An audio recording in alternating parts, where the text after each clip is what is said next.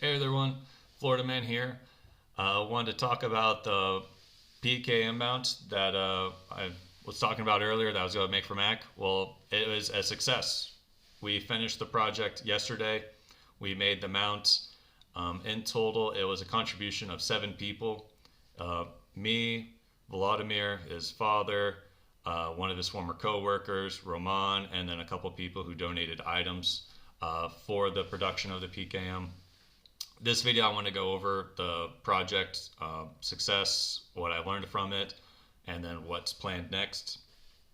So first off, how the project came about, I got a request, or first actually, I reached out to Mac during, I think when I saw that he came back to Ukraine, he was in Ukraine, and we started making burners, and I thought, reach out to him, see if I could donate him a burner or two. And then we started talking, and eventually he talked about a need for maybe PKM mounts to put on vehicles and whatnot, or boats, primarily for AA support against drones. So from there, it kind of, I started kind of formulating if I had all the people, like the people, the knowledge capital to produce it. And luckily I do. I'm friends with an engineer mechanic. He's a really great guy, very clever. And then I went to him, talked to him about the feasibility of us producing something, and he said, "Yeah, we can do it." And so then we, told him back, like, "Yeah, we can probably do it." And then I talked to a couple other people around here who might be able to help. They say, "Yeah, we can help." And then eventually, we kind of started saying, "All right, let's go ahead and make this." And I said, "All right, let's get all this together now." And then the biggest obstacle in this whole process from when I first said, "Yes, we are going to make a PKM mount for you," was figuring out like the actual dimensions of the PKM, like how to, it's like, it's something we've never physically touched or seen, or like being able to like manipulate. That was the biggest hurdle, is figuring out how to make a mount for something none of us have access to. So we went about by actually finding another PKM mount. And once we found that PKM mount, we were able to take measurements from it. And then that's when Vladimir and one of his former co-workers were able to draw up schematics for it that we can feed into a computer that went to a plasma cutter to cut out the parts. So that was the biggest hurdle, honestly. That was the biggest time consumption, was us trying to figure out how to get access to a PKM or something. We were actually looking at maybe getting like an airsoft PKM or something. And he was like, "Yeah, that's still freaking expensive." I was like, "Yeah, that's freaking expensive." So we ended up just pretty much getting ourselves the mount itself, and then working off of that. And then it was kind of funny because in the end, Max sent us a video of some guy, and he was able to give us information, which we could have definitely used a while ago, but we were already so far ahead in like our production of like engineering, and we've already spent the cost on making this one item. We're like, all right, that's good to know next time, but we're making this time. But yeah, that was it. That was like our biggest obstacle. But yeah, so from there, getting the schematics. Once we got the schematics, feeding it to the plasma cutter shop, they were able to cut it out in a day, day or two. I had to go back to them, actually, I told them to hurry up a bit, because they said one day, and then like the weekend passed, and then it was like 3 days. And the problem with the project was we started so early, and I felt so confident in the timing, but it took us so long to get like the actual like idea of how to make it. And then unfortunately, sometimes around here, people, it's a lot of talking. They're not. Sometimes it's not do. It's sometimes just talk, plan, and then they don't realize like the long term schedule. Because I already made plans to return home for February, and I was like, "Hey, I got 2 weeks left here, guys. We need to hurry this up." And he's like, "Oh yeah, we're not going to be able to." I was like, "Yeah, exactly. We need to hurry this up." And so we started working a bit faster and getting other things done. And once we actually got the schematics, we got the cutout, and we started the actual production of the item, that was not too bad, honestly. We were able to knock it out in 2 days.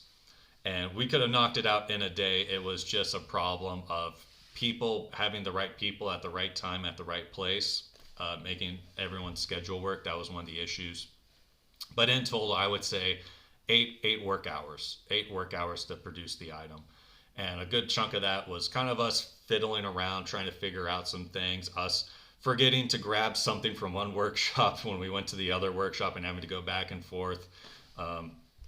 So yeah, that was a bit of the problem. So honestly, to produce this item, it's quite easy once you kind of have the schematics and we have a good idea of the mechanisms of how it all works. And like I said, how we made ours, I like it. I think it's going to work out pretty well for Mac. Hopefully, it gives us good feedback if we can make improvements. We do have improvements from our prototype. We saw some problems, and we're going to adjust that for future production if we get more requests for these. So yeah, go over maybe like costs and some other stuffs on the monopod. Actually, it didn't end up being a monopod. It's a tripod. Well, it's a single pod at the top, but it goes out into three legs. So that's a tripod. I believe that's a tripod. Maybe an engineer or some, specialist will disagree with me, but that's fine because guess what? I freaking made it. All right, I don't care what you said. It went from idea to made, so you can go ahead and say it's a tripod or a monopod. It's a thing that holds a PKM and it shoots stuff. All right, so yeah, we made it. The cost, I was actually quite surprised at the cost. For calculating the cost, I'm excluding things like capital investment, like machines, and like some stuff where I can reuse it for multiple things. So I'm excluding that. This is primarily just like the metal cost, the cost of the metal to produce this item. It was extremely cheap compared to like what you would pay on the market for buying one of these. Like, military equipment usually has a markup because it's military equipment. But making this in your garage, if you have the skills and knowledge, it is quite cheap. In total, I would say maybe I'll put it down a number. I'm going to go off the top of my head. I'm going to put the number above, see how off I am. But I'm going to say like $35 in total, around $35. And that is like all the metal for the entire thing, not just the PKM support system. That's including the tripod mount that we built too. Yeah, I was surprised at the cost. So this is a very cheap solution if someone wanted to make a mount or if someone needed a mount in their position. It is a very easy, financially cost wise, it's not a problem. If people wanted to like donate money to procure one for a unit or something, it's not a big, and it's a capital investment. This is something that it's not a one use item. This is capital. You put it somewhere, you put it on something, it's going to stay there. Put some proper rust protection on it, and you got something that's going to last a while. So that's good to know. I like that. And then, of course, the production, how long it took. Like I said, it took 8 hours, and that was us. This is a first-time prototype. Of course, it's going to take longer the first time. Second time, it's going to take a little less. Third time, a little less. Fourth time. And by the sixth or eighth time, you're pretty much getting close to how fast you can do it at a proficient rate. And then also, I'll probably be making jigs and other things for the production of this down the road, to make it easier for me. Because like once you figure out certain areas where like you need to hold certain things in certain ways, and once you're going to be making a lot of these, you just make certain things for that support, and that even cuts down the time further and improves the accuracy or the stability of that item. So yeah, it was interesting, the cost. Like the small bolts and screws and everything. I mean, I went to the bazaar. This is something about Ukrainians, man. They do care about the war, about, they really like, if you come here to help, they like it. They'll support you.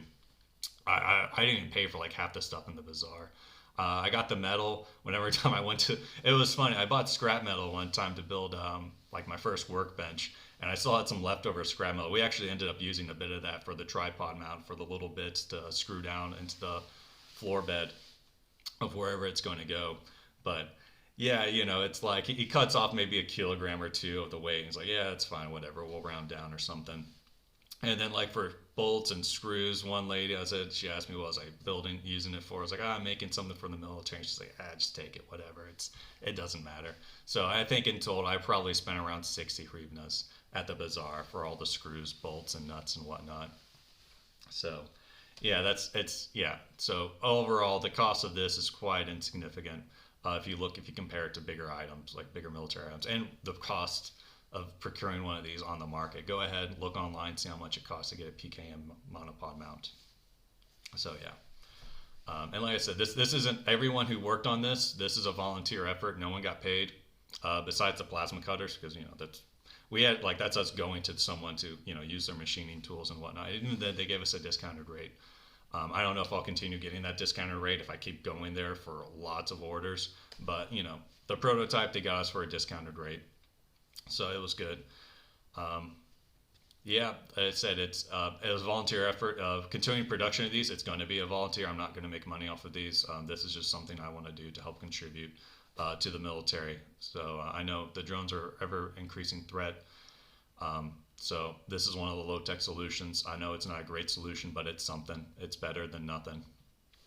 So hopefully we can work on find out better. Another thing too about this is like, even if I said like or it's like even if somehow like we deliver this and Mac gets it and like they set it down somewhere and it immediately combusts into flames, the project was still a success to me because it was a great exercise in team and like time, team management, resource management, time. I mean, this is my first time doing something like this in a very long time. Multiple people, resources, trying to get everything organized. And think the only person in this people that helped, and like seven total, but like Vladimir is like a kind of a crutch sometimes.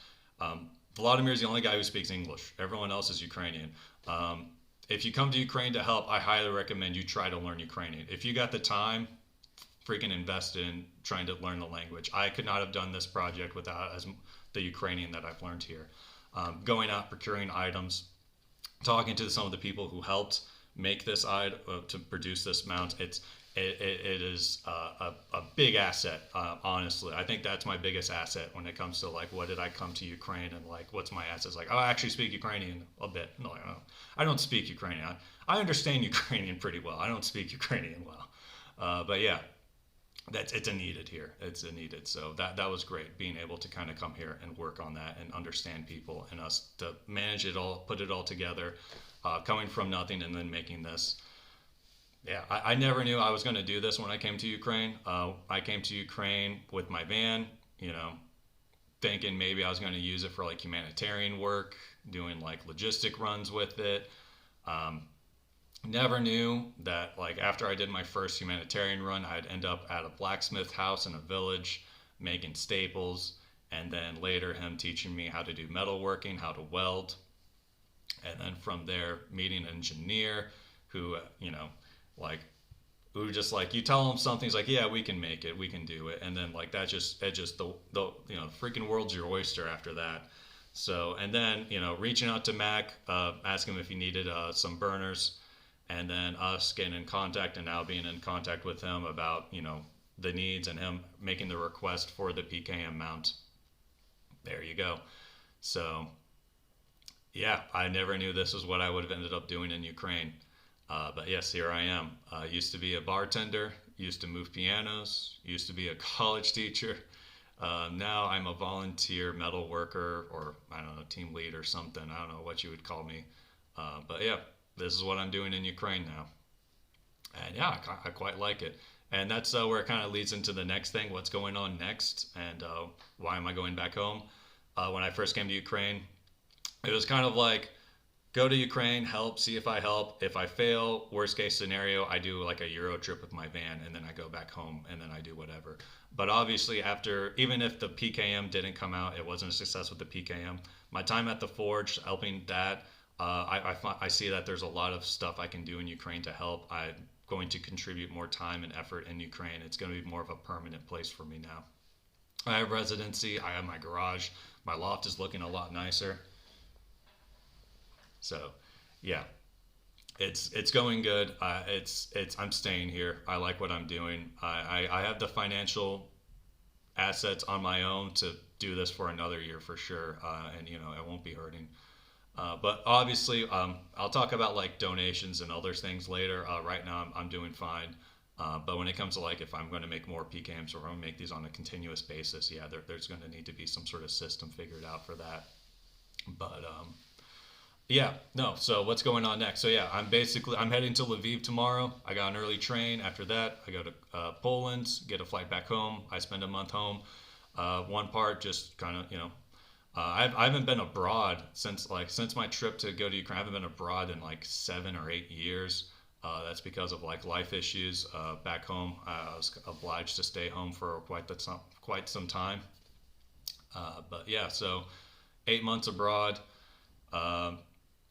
Want to go home, want to eat some unhealthy American food. There's some really good places in South Florida. I'm looking forward to eating there again. Then there's some, there's family matters I want to have finished and taken care of back home to make sure everything's stable and set back home, so I can spend more time in Ukraine. I don't have to worry about things back home. And once I get back here, I already have another project lined up. The monopods are going to be a continuous thing. It's just like that's something in my inventory now. It's like, all right, I can make this in my garage now. I have all the resources. I have all the blueprints still. I'm making a video after during my train ride to Lviv. Pretty much yesterday, Ramon did most of the metalworking and welding, and I did most of the recording, so I was able to record a lot of it, the work that we did. So I'm going to make a video dedicated to the actual production of that monopod, of the mount. I'm going to say mount. I got to keep saying mount, monopod. It ended up being a monopod. But yeah, of the mount. So hopefully I'll be able to have some good quality time to edit that video tomorrow, and then I'll have produced something and I'll post it when I'm in Lviv or something. But yeah, so I have another project. The next project lined up. It's just how like the stars align here sometimes. That's how I kind of like playing it. If you notice, like you have ideas and you can always try to like go for these things. Like you always try to like cut your path through like deep woods and whatnot. And maybe you get bogged down and sometimes things just don't work out. For me, usually I have aspirations, I have ideas, and I try to find like how best to approach it by what opportunities appear.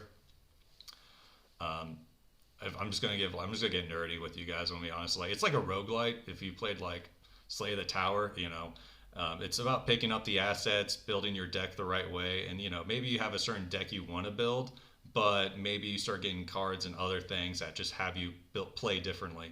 Like I said, the metalworking, that was something I never had planned. I never would have thought of wanting to do when I came here. I'd been like, no, I want to do this, I want to do that. But then you find out, well, you haven't met the people, you haven't met the opportunities, but you have these other opportunities that allow you to pursue this. You still are helping Ukraine.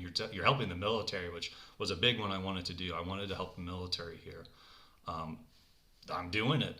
I'm doing it in a way I never thought I would have, but I think I got a little off track there. But going back to the idea, I have things in the back burner, things I want to do in the back burner. So like, obviously a lot of people when they come in thinking drones, all right, I want to start making drones. I understand the time and material asset investment needed now to be good at making drones, because maybe like drones are like, it's like planes during World War I. The evolution of drones is astounding.